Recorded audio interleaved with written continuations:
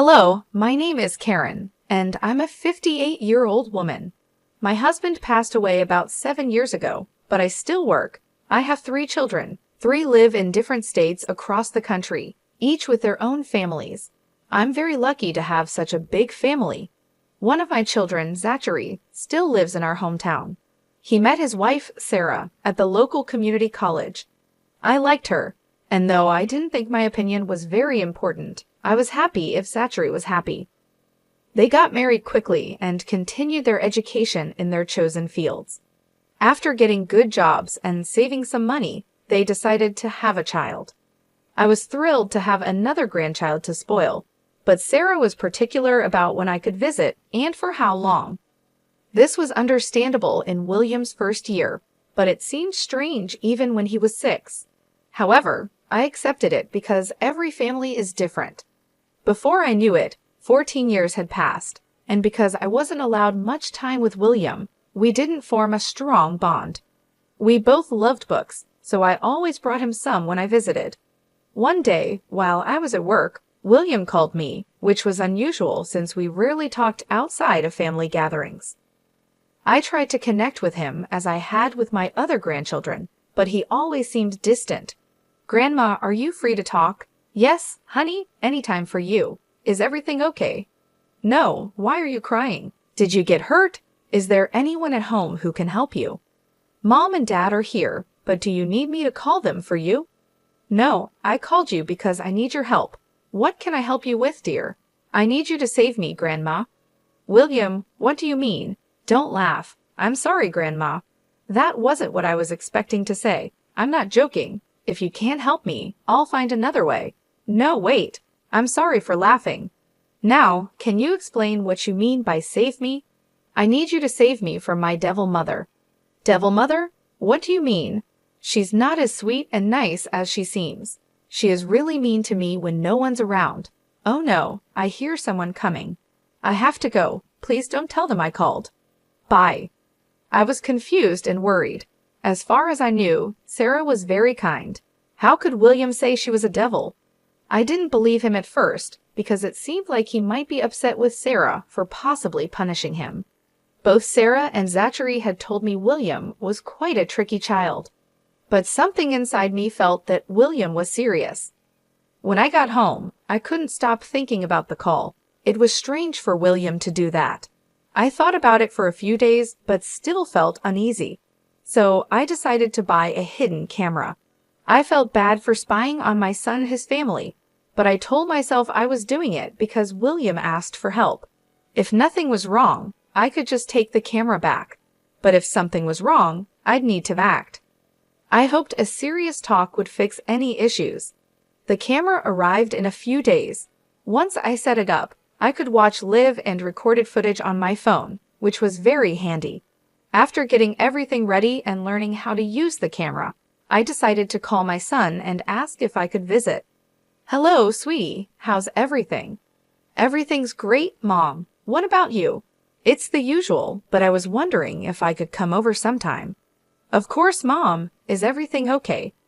"Yes, I was just thinking we haven't seen each other in a while.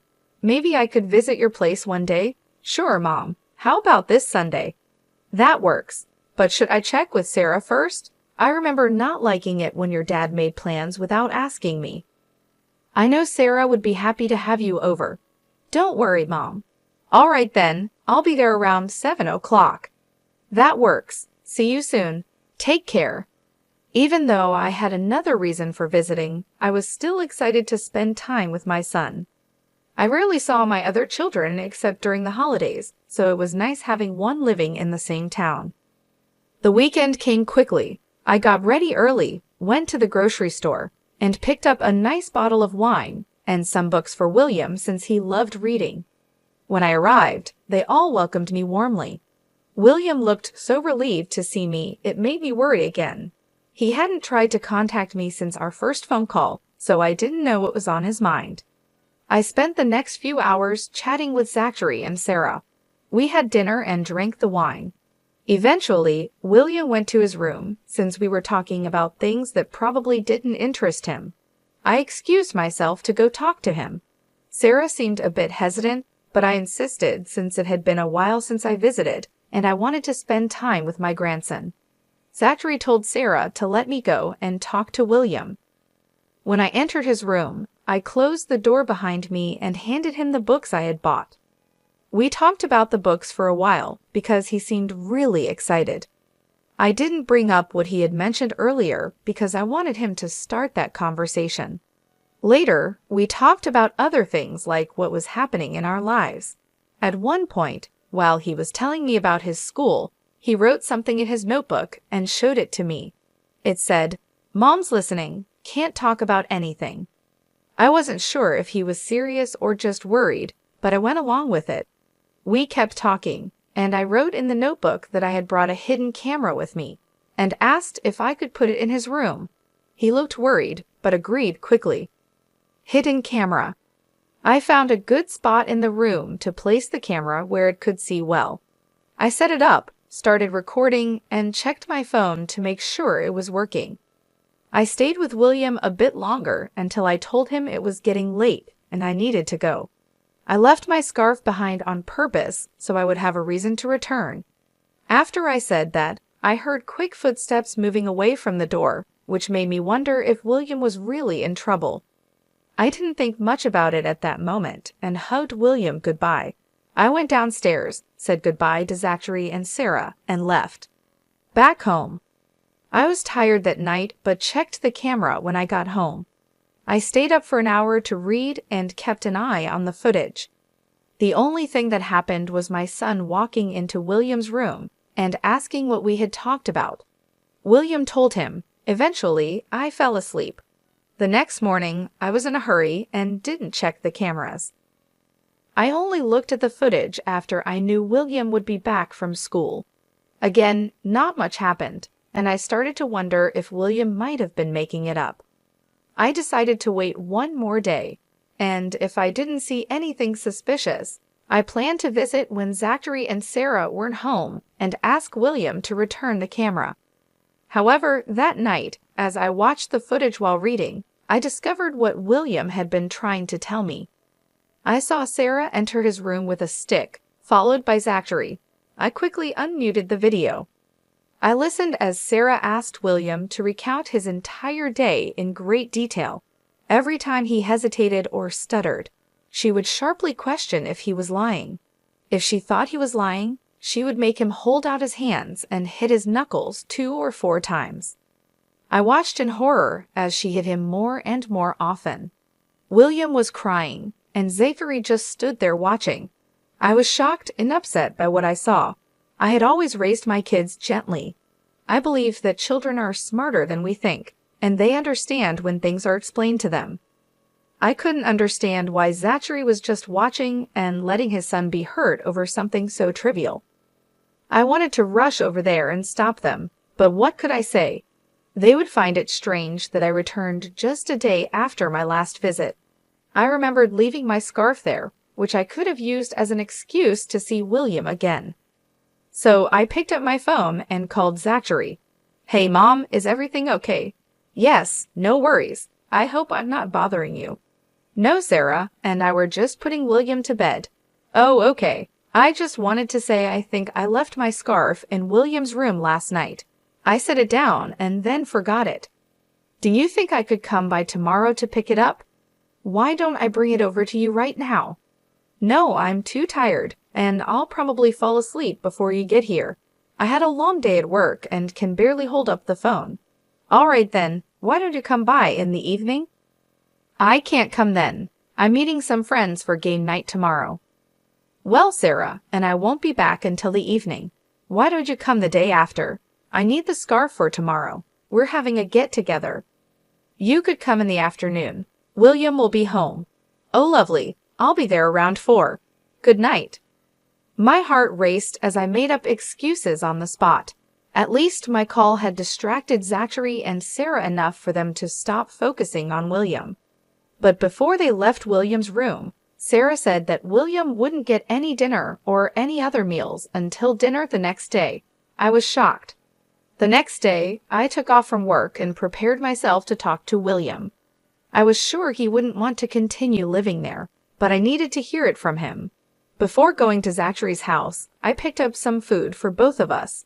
When I got there, William looked like he was about to faint. He seemed weak and hungry. Sarah really had not let him eat.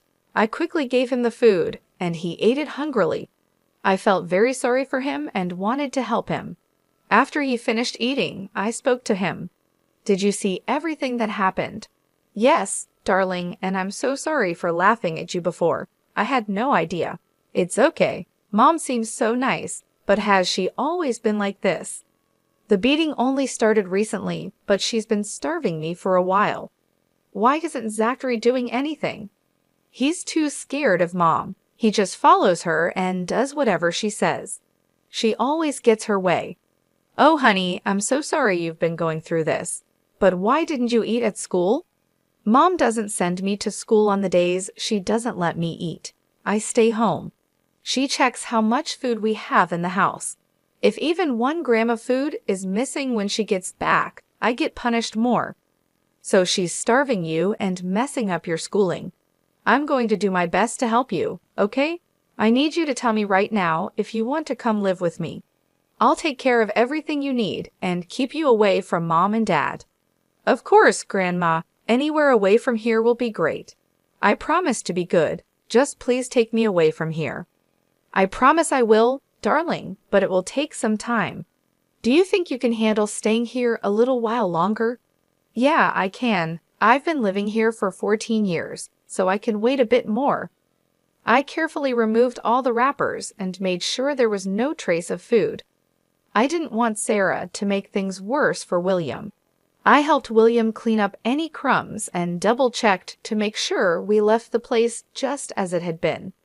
I went back home and called Zachary to let him know I had gotten my scarf back and thanked him for being cooperative. Next, I contacted a friend who works in family law.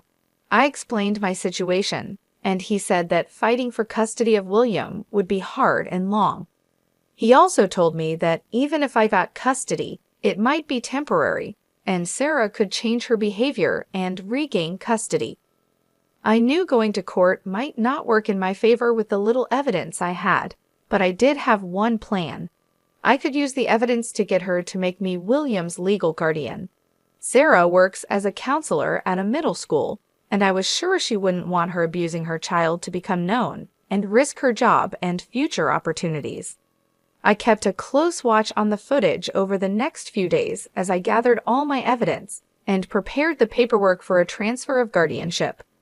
I waited until the weekend to visit Zachary's unannounced. When Zachary opened the door, he looked surprised. "Mom, what are you doing here? I need to talk to you and Sarah."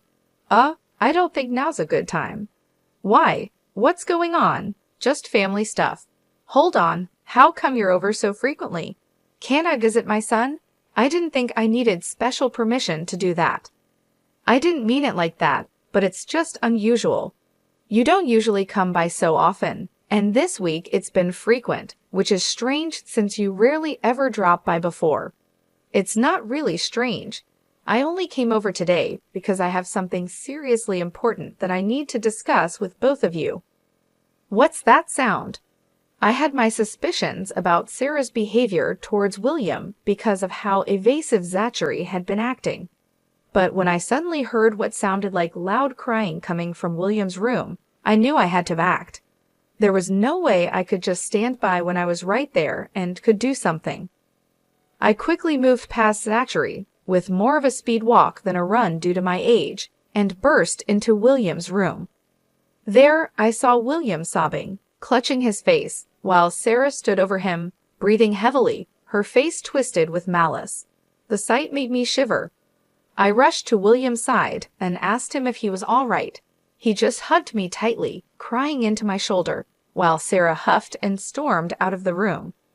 Once William calmed down a little, I took a good look at him. His cheek was red and swelling, his knuckles were bleeding, and there were welts on his arms, all evidence of being hit with a stick. I felt a rage like never before. What kind of monster would need to hit a child so hard? No matter what he did, nothing justified that level of harshness.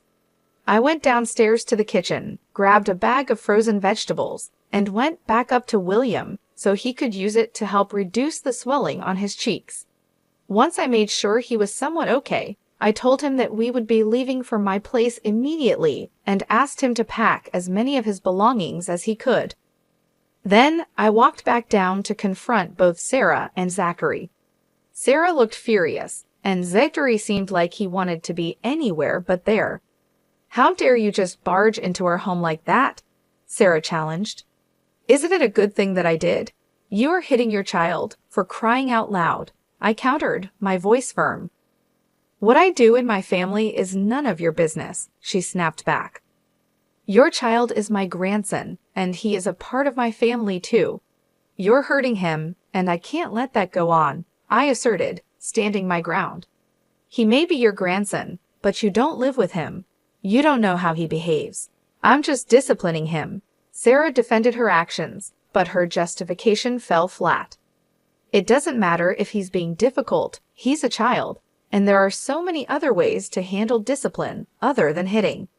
You, of all people, should understand that," I insisted, my voice laced with both anger and disappointment. "I don't believe in any of that gentle parenting stuff. Leave me and my family alone, got it? I'm afraid I can't do that." "What do you mean?" I handed Sarah the papers she needed to sign to transfer guardianship rights to me.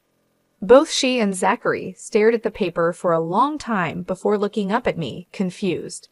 I explained that they both needed to sign the papers, or I would show the proof I had of them hitting William. "What do you mean by proof?" "I set up a hidden camera in William's room last week. I have all the proof I need. Neither of your jobs would be okay with what you've been doing, especially yours, Sarah. If you want to keep earning money, I suggest you sign the papers." "You are spying on us. That's a huge invasion of our privacy. Don't get me wrong, but I was only acting based on what I knew. I needed to make sure William was okay." "Mom, don't do this to us. Give us another chance. I'll make sure it doesn't happen again." "I don't want to hear it. I'm very disappointed in you, Zachary. I raised you to be better than this. You're just as bad as Sarah, if not worse. I'm taking William with me, and I expect the papers to be signed. If you don't, you know what will happen." I knew they didn't want to risk their jobs, so they didn't fight back when William and I left. I took William out for dinner and ice cream and did my best to comfort him. I provided him with a safe place to express his feelings and just be himself without fear. In the weeks that followed, I was granted legal guardianship of William.